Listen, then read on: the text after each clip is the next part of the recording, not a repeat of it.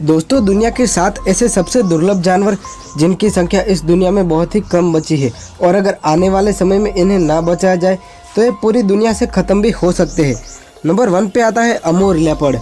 ये चीते ज़्यादातर रशिया और नॉर्थ चाइना में रहते हैं। इनके विलुप्त होने के पीछे का कारण है जंगल में इलीगल तरीके से इनका शिकार होना। जंगल में आए दिन इन चीतों का शिकार इनकी महंगी चमड़ी की वजह से होता है।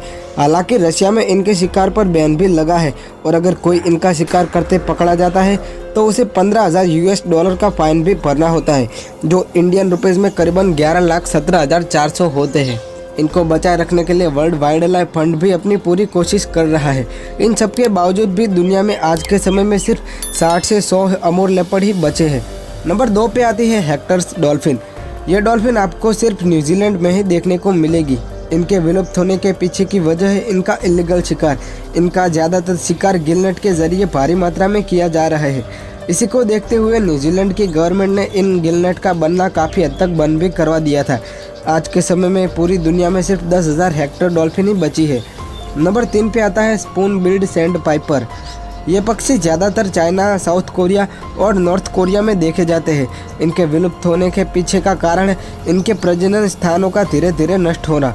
इनके घोंसले ज़्यादातर समंदर किनारे होते हैं और टाइडल फ्लड की वजह से पानी इनके घोंसलों तक पहुंच जाता है, जिससे इनके घोंसले ज़्यादातर नष्ट हो जाते हैं। आज के समय में पूरी दुनिया में इनकी संख्या 360 से लेकर 600 तक ही बची है। 2011 में WWT ने इन विलुप्त हो रही चिड़ियों को बचाने के लिए एक ब्रीडिंग प्रोग्राम भी शुरू किया था। इन्हें बचाने के लिए WWT अपनी हर मुमकिन कोशिश कर रहा है। नंबर 4 पे आता है ग्रेटर बैम्बू लेमुर। इन लेमुर के विलुप्त होने के पीछे का कारण है बैम्बू के खेतों और जंगलों में जब भी आग लग जाती है तो लेमुर की धीमी स्पीड की वजह से ये आग में ही जल जाते हैं और आज के समय में इनकी संख्या 100 से 150 के बीच में ही रह गई है। नंबर 5 पे आते हैं नॉर्थर्न हेरी वॉम्बेट। ये वॉम्बेट आज के समय में इपिंग फॉरेस्ट नेशनल पार्क क्वीनलैंड में देखने को मिल जाएंगे। इनकी मौत ज़्यादातर भूखे रहने की वजह से हो जाती है, क्योंकि इनके घर के आसपास जब भी गाय या भेड़ जैसे जानवर घास चर जाते हैं तो इनके पास खाने के लिए कुछ भी नहीं रहता, क्योंकि ये अपने बिल से खाने के लिए ज़्यादा दूर भी नहीं जाते हैं और इसी वजह से इनकी संख्या हर दिन घटती जा रही है। आज के समय में इनकी संख्या 138 ही बची है। नंबर 6 पे आते हैं फिलीपीन ईगल। ये बाज फिलीपीन देश का नेशनल बर्ड होने के बावजूद भी आज विलुप्त होने की कगार पर है।